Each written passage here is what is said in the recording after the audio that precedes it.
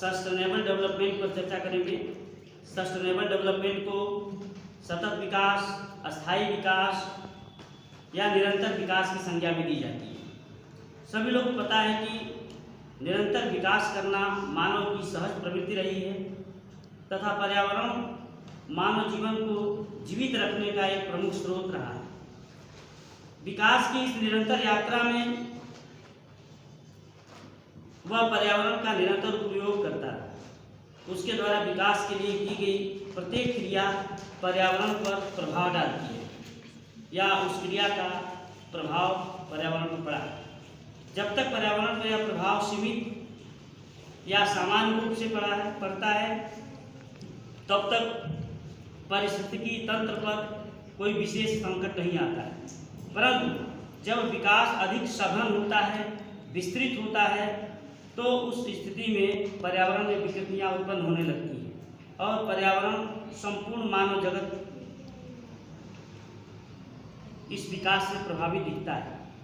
प्रत्येक विकास के चरण पर पर्यावरण का प्रभाव पड़ता है। इसी कारण विश्व के सामने एक प्रमुख चुनौती है कि विकास की दिशा क्या है या क्या विकास को रोक दिया जाए। तो इस संदर्भ में विकास का रोकना ठीक नहीं है।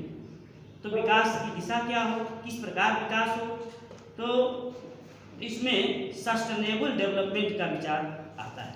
और यह अवधारणा जो सस्टेनेबल डेवलपमेंट की है सर्वप्रथम 1987 में ब्रटलैंड रिपोर्ट में देखने को मिलती है। आवर कॉमन फ्यूचर में प्रकाशन में आया था। इस रिपोर्ट में कहा गया था कि प्राकृतिक संसाधन सीमित है, अतः अपनी आवश्यकता की पूर्ति भावी पीढ़ी की आवश्यकता को ध्यान में रखते हुए करना है। इसके अलावा पी.एस. रामकृष्णन ने इकोलॉजी एंड सस्टेनेबल डेवलपमेंट में लिखा है कि विकास की प्रक्रिया को वर्तमान पीढ़ी की आवश्यकता को पूरा करते समय भावी पीढ़ी की आवश्यकता को पूरा करने में कोई व्यवधान उपस्थित न हो उसके करने से कुल मिलाकर विकास इस तर्क पर हो कि पर्यावरण सुरक्षित रहे, उस पर्यावरण को भावी पीढ़ी के लिए जारी रखा जाए जिससे मानव जीवन की अस्मिता बनी रहे, क्योंकि पर्यावरण और मानव जीवन इन दोनों का घनिष्ठ संबंध है, अटूट संबंध है।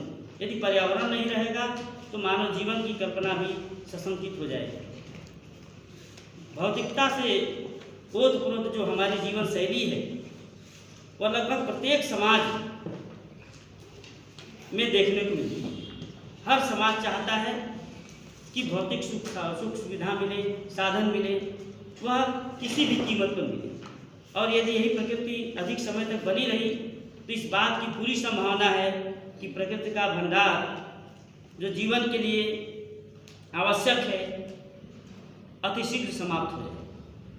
अतः स्थायी विकास की अवधारणा इस बात पर बल देती है कि आवश्यकता की पूर्ति करते समय भविष्य तथा वर्तमान का भी ध्यान रखा जाए। यदि चार्वाक दर्शन जैसे सिद्धांत को लागू किया जाएगा, जब तक जियो सुख से जियो, तो निश्चय ही हमारा आने वाला कल कष्टप्रद होगा और आने वाला कल कष्टप्रद न हो इसके लिए सस्टेनेबल डेवलपमेंट आवश्यकता है। इस संदर्भ में विन पेनी ने लिखा है कि sustainable development is that which leaves our total patrimony including natural environmental assets intact over a particular period. अर्थात अस्थायी विकास से तात्पर्य पैतृक धन जिसमें पर्यावरण से प्राप्त संसाधन भी शामिल हैं उसे अधिक समय तक संरक्षित करने से है। तो सस्टेनेबल डेवलपमेंट का मतलब हो गया कि पर्यावरण को क्षति पहुंचाए बिना विकास को गति देना। ठीक है, ऐसा विकास जिसमें हमारा पर्यावरण भी सुरक्षित रहे और विकास भी हो, क्योंकि विकास प्रत्येक समाज की आवश्यकता है और वह विकास पर्यावरण को नुकसान पहुंचाकर नहीं किया जा सकता है। यदि पर्यावरण को नुकसान पहुंचाकर विकास किया जाएगा तो आने वाली पीढ़ी संकट में पड़ जाएगी। तो हम जीवित रहें और हमारी आने वाली पीढ़ी भी जीवित रहे, इस धारणा को ध्यान में रखकर सस्टेनेबल डेवलपमेंट का कंसेप्ट आया। तो कुल मिलाकर जो हमारी हेरिटेज है, जो हमारी विरासत है, उसे हम अपने लिए इस प्रकार प्रयोग करें कि वह भावी पीढ़ी के लिए भी संरक्षित रह सके, भावी पीढ़ी भी इसका प्रयोग करे, जिससे कि वह उनके भावी पीढ़ी के लिए संरक्षित रह सके। भावी पीढ़ी भी हमारी तरह ही सामाजिक विरासत के तत्वों को समावेश करते हुए अपने अस्तित्व और उच्च रहन सहन के लिए प्रयोग करे, तो वह जो प्रयोग विकास होगा वह सस्टेनेबल डेवलपमेंट होगा और वही विकास की सही दिशा होगी। ठीक है। इस संदर्भ में रिपीटो ने लिखा है कि sustainable development is the development strategy that manage all assets, natural resources and human resources as well as financial and physical assets for increasing long-term wealth and well-being। अर्थात इससे माने सतत विकास से तात्पर्य विकास की बृहद नीतियों से है, जिससे सभी निधियां, सभी संसाधन, प्राकृतिक संसाधन, मानवीय संसाधन और वित्तीय तथा भौतिक संसाधन अधिक समय तक धन ऐश्वर्य में वृद्धि करते हुए मानव कल्याण कर सकें। इस परिभाषा में रिपीटो ने इस बात पर बल दिया है कि विकास की प्रक्रिया में दीर्घकालीन कल्याणकारी नीति आवश्यक है। प्रत्येक क्रियाकलाप ऐसा हो जिससे वर्तमान पीढ़ी अपनी आवश्यकताओं को पूरा करते हुए भावी पीढ़ी की आवश्यकताओं को ध्यान में रखे। तो अस्थायी विकास कुल मिलाकर हम ये कह सकते हैं कि सस्टेनेबल डेवलपमेंट की अवधारणा, the concept of sustainable development उन नीतियों को, उन व्यवहारों को रिजेक्ट करती है, अस्वीकार करती है जो केवल वर्तमान आवश्यकता पूर्ति और रहन सहन के स्तर को बढ़ाने के लिए किया जा रहा है और जिससे विरासत के तत्व तथा प्राकृतिक संसाधन विलुप्त होने के कगार पर पहुंच रहे हैं और भावी पीढ़ी के हित की अनदेखी की जा रही है। तो sustainable development as a goal rejects policies and practices that support current living standards by depleting the productive base, including natural resources, and leave future generation with poorer prospects and greater risk than our own। तो सतत विकास प्रौद्योगिकी तथा समाज द्वारा वर्तमान और भावी आवश्यकताओं को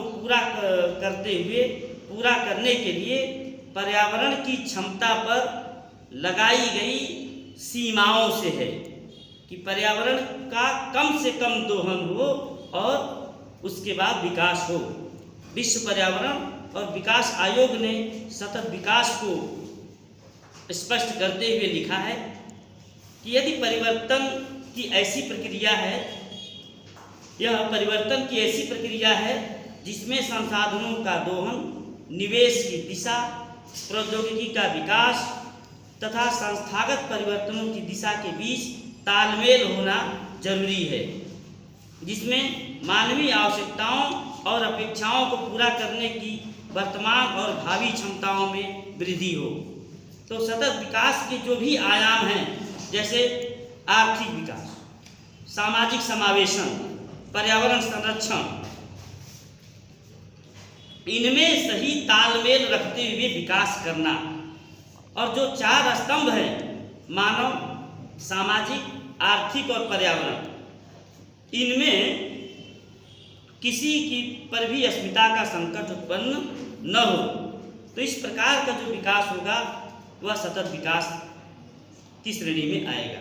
सतत विकास की अवधारणा से पर्यावरण नीतियों और विकास कार्यक्रमों की एक ऐसी समाकलित रूपरेखा स्पष्ट होती है जिसमें अंतर्राष्ट्रीय, राष्ट्रीय, क्षेत्रीय और स्थानीय स्तर की परिस्थितियों को ध्यान में रखा गया हो।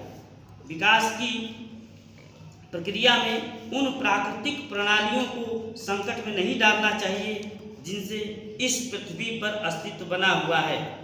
और आज की औद्योगिक दुनिया में अनेक लोग अस्थायी विकास की मानसिकता अर्थात फ्रंटियर मेंटेलिटी में जीते हैं और उनका दृष्टिकोण व्यक्ति केंद्रित दृष्टिकोण होता है। उनके बुनियादी विचारों में कमियां हैं। मानव जाति के प्रयोग हेतु विश्व में संसाधनों की असीमित आपूर्ति है और यह हमेशा रहेगी। मानव प्रकृति से अलग है और प्रकृति को जीता जा सकता है। प्रकृति के प्रति इसी दृष्टिकोण पर चलते हुए प्रौद्योगिकी विकास से पृथ्वी के संसाधनों के इस्तेमाल की हमारी क्षमता बढ़ी है, परंतु साथ साथ पर्यावरण को होने वाला नुकसान भी बढ़ा है। और यह पर्यावरण पर होने वाला नुकसान हमें इस बात पर सोचने के लिए विवश कर रहा है कि हम सीमित संसाधनों वाले विश्व में रहते हैं और निरंतर भौतिक उपभोग से पर्यावरण के जीवनदायी घटकों को नुकसान पहुंचा रहे हैं। अतः सतत विकास की अवधारणा में हमें संसाधनों के उपयोग की नई नीति का रास्ता देखना होगा, जिसके अंतर्गत हमें ये देखना होगा कि संसाधनों के उपभोग में कमी करना, क्योंकि ये सीमित हैं, और संसाधनों का जो पुनश्चक्रण है और दोबारा इस्तेमाल करने की व्यवस्था है। गैर परंपरागत ऊर्जा के जो स्रोत हैं, सौर ऊर्जा जैसे नवीनीकरण संसाधनों का अधिक से अधिक प्रयोग होना चाहिए। तो सतत विकास का मतलब हो गया कि विश्व के सभी वंचित लोगों की मूलभूत आवश्यकताओं को पूरा किया जाए और सभी को बेहतर जीवन बिताने का अवसर उपलब्ध कराया जाए।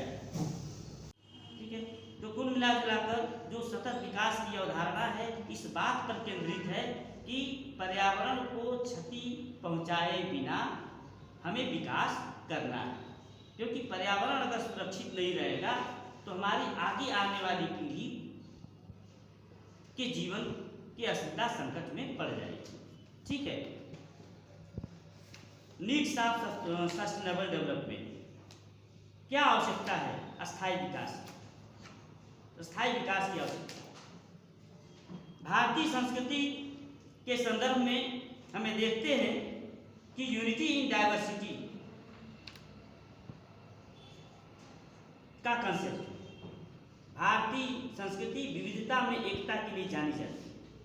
यहाँ पर अनेक जाति, धर्म, प्रजाति, बोली के लोग सदियों से साथ साथ रहते आए हैं और वर्तमान सदी कुछ नवीन सामाजिक प्रक्रियाओं जैसे वैश्वीकरण है, उदारीकरण है, उपभोक्तावाद है, इनके प्रभाव से अपने को प्रभावित पा रही है। नवीन प्रक्रियाएं इस संभावना को व्यक्त कर रही हैं कि अगर जागरूक नहीं रहा गया तो हमारी सामाजिक विरासत की अपनी जो विशेषता है हम उसे खो देंगे। सह अस्तित्व की सदियों पुरानी हमारी विशेषता लुप्त हो जाएगी, प्राकृतिक संसाधन विनष्ट हो जाएंगे और भावी पीढ़ी हमें माफ नहीं करेगी। इस भयावह स्थिति से बचने के लिए मात्र एक विकल्प है, वह विकल्प है सस्टेनेबल डेवलपमेंट का, अस्थायी विकास का।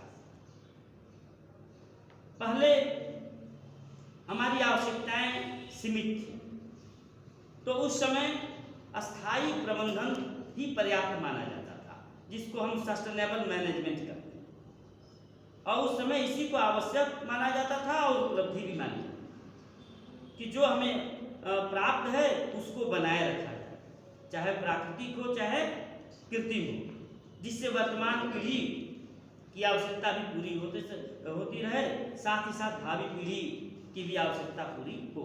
परंतु आज की परिस्थिति पहले से भिन्न है। आज हम असीमित की चाह रखते हैं, केवल अस्तित्व से संतुष्ट न रहकर उच्च रहन सहन की इच्छा रखते हैं। और इसके लिए केवल अस्थायी प्रबंधन ही पर्याप्त नहीं है, बल्कि इसके लिए अस्थायी विकास आवश्यक माना गया है, जिसमें न केवल हम अपने प्राकृतिक एवं कृत्रिम संसाधनों को प्रबंधन के द्वारा संरक्षित रखें, बल्कि उसमें हम कुछ और जोड़ें और विकास करें। स्वतंत्र भारत के प्रथम प्रधानमंत्री जवाहरलाल नेहरू ने एक इच्छा व्यक्त की थी कि भारत आर्थिक समृद्धि, औद्योगिकरण, सतत विकास की प्रक्रियाओं को अपनाए, जो यहाँ की सामाजिक नीति और सरकारी गतिविधियों में 1947 से दिखाई देती है। और अस्थायी विकास की नवीन अवधारणा भी अब हमारे विकास कार्यक्रमों में सम्मिलित हो गई है, जिसका लक्ष्य है ह्यूमन हैप्पीनेस एंड वेलफेयर, मानवीय कल्याण और मानवीय प्रसन्नता। तो मानवीय कल्याण और मानवीय प्रसन्नता को बनाए रखने के लिए पूरा विश्व आज पर्यावरण की सुरक्षा और पर्यावरण प्रदूषण से बचने के प्रयास में लगा हुआ है।